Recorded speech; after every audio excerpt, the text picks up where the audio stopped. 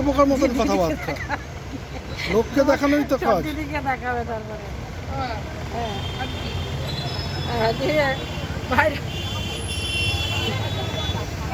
তুলে উনি জিতে যাবে বললো। যাচ্ছি।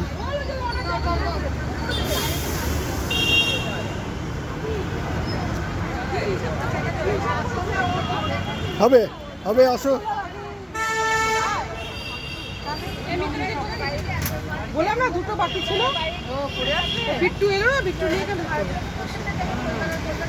আমি আছি। চাকরি কি হিসাব করেছে ওরাই জানে।